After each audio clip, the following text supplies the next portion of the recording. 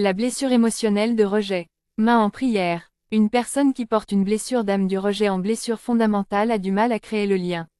Elle a du mal à s'engager, à aller vers l'autre. Elle a beaucoup de mal avec le contact.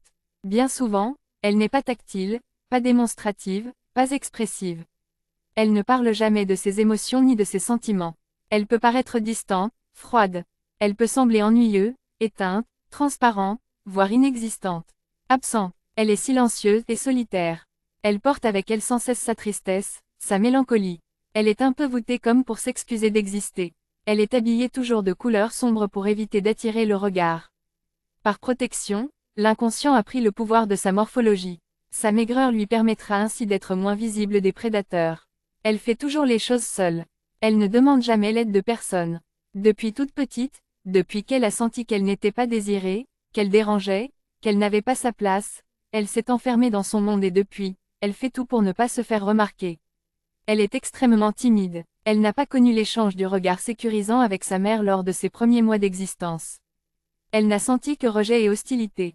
Elle n'a pas vibré non plus la reconnaissance agréable des visages familiers.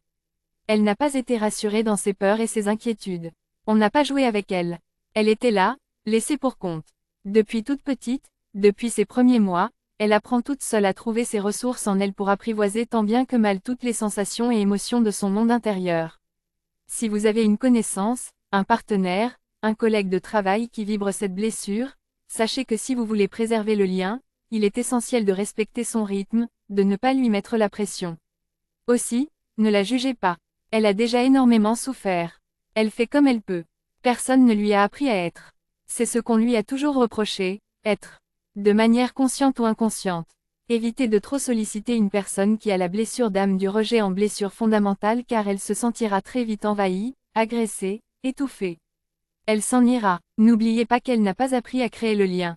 Par protection elle a plutôt appris à se couper du lien, celui-ci étant bien trop douloureux. Ne lui en voulez pas si elle ne vous appelle pas, si elle ne prend pas de vos nouvelles. Ce n'est pas contre vous. C'est juste que ça ne fait pas partie de son schéma. C'est la blessure du rejet qui veut ça. Depuis toute petite, elle est seule. Face à trop de rejets bien trop souffrants, elle s'est coupée du monde extérieur. C'était sa seule échappatoire pour moins souffrir. Elle n'attend plus rien de ce monde extérieur. Elle le fuit. Son silence ne veut absolument pas dire qu'elle ne vous aime pas. Seulement elle a toujours fait sans contact. Elle a appris bien malgré elle à ne pas en avoir besoin. Du coup, aujourd'hui, elle n'y songe même pas, ou si peu. Elle sait trop combien ce lien est dangereux, douloureux et qu'il n'attire que rejet. C'est ce qu'elle a toujours connu enfant. Ce faisant, elle continuera de le fuir. Rappelez-vous qu'une personne qui porte en elle la blessure d'âme du rejet en blessure fondamentale n'a jamais vécu la fusion avec sa mère ni quiconque autre personne. Elle a grandi dans sa solitude. Si vous l'étouffez, elle fuira.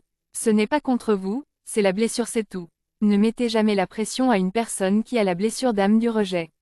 Vous la perdriez. Laissez-lui du temps pour venir à son rythme.